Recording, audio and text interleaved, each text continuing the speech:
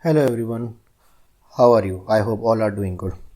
So in the previous slides we understand what is Kafka, what is the role of the Kafka in a distributed environment, and how Kafka can be used in order to stream and publish the data with the high rate. So today we are going to understand how we can configure the Kafka in a local machine. So in order to configure the Kafka, you need couple of setup in your local machine. First setup that you required is 7-zip.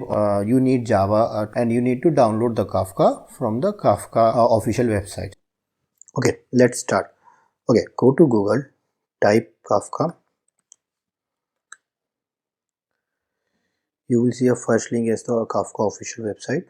Open that link in the next tab. On the right top, you will see download Kafka. Click there. You will find multiple versions of Kafka. Let's download any one version of the Kafka into the machine.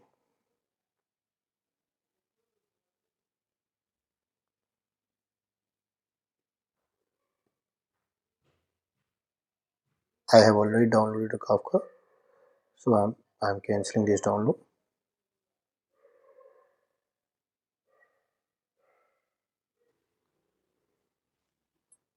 Okay, you will find a zip file. Let's extract this Kafka.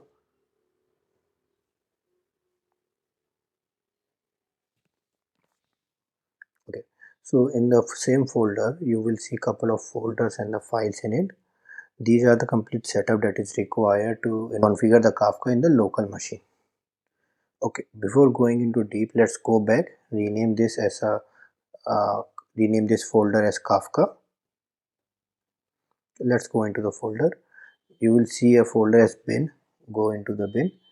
You will see couple of sh file which are used to run Kafka on the Mac or Linux command Linux machine, and there is a folder Windows which contain .bat file that are used to run the Kafka on the Windows machine. There is a folder config. This contains a list of configs that are required in order to establish the Kafka in any system. Okay, we have a library folder. This contains a list of jars that are required in order to bring up the Kafka. Before running to Kafka, we need to do couple of changes in the Kafka config file. Let's see. Click on the config folder. Open Zookeeper. Okay, you will find a property as data directory. This is right now pointed as temp location. So you need to change this to some other location which exists in your machine. Okay.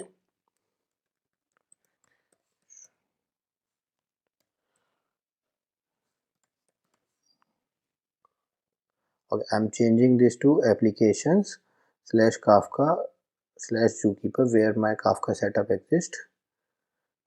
I am renaming it to data, Kafka data. So Zookeeper is a system that is used to maintain and manage the Kafka server and to check whether the Kafka is good and healthy or not.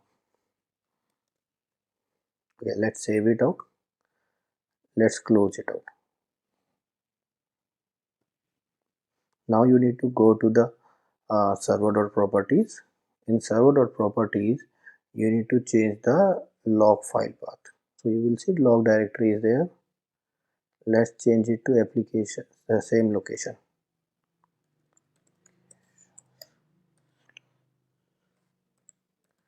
Kafka slash Kafka log. So Kafka logs will be created under this location. Let's save it out and close it out. Let's open the terminal. Let's go to Kafka folder. As you can see, I am in the Kafka folder.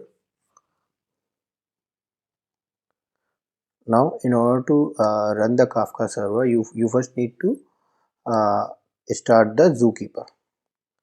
So in order to start the Zookeeper, what you need to do is you need to go to the bin location.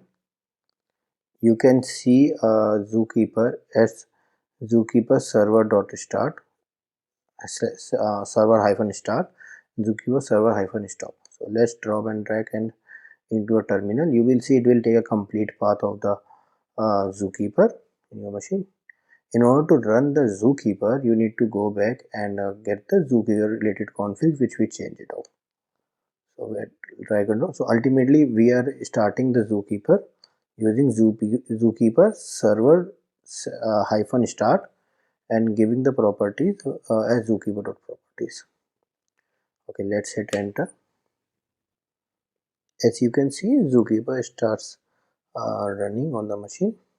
Okay, let's open the separate tab and start the Kafka. So in order to start the Kafka server, you need to go to Kafka server. You can see two file, Kafka server start and Kafka server stop. Let's drag and drop the Kafka server. It will take a full path along with the file name. You can type if you want. Go back to the config file. You can server.properties, so paste it there and hit enter. Okay, as soon as you hit enter, it will start the Kafka server.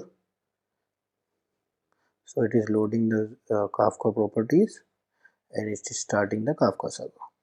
Okay, so you can see these are the list of property that is needed to start the Kafka servers. This is how we can configure our Kafka and Zookeeper in our local machine. So today we see how to configure the Kafka in the local machine and how to bring up the Kafka server on the local machine. In the next video, we will try to bring up the producer and consumer and see how we can publish the messages and consume the message via Kafka server. Thank you for watching. If you like the video, then don't forget to hit like, subscribe and share. If you have any query, don't forget to drop into the comments. I will try to answer as many queries as I can.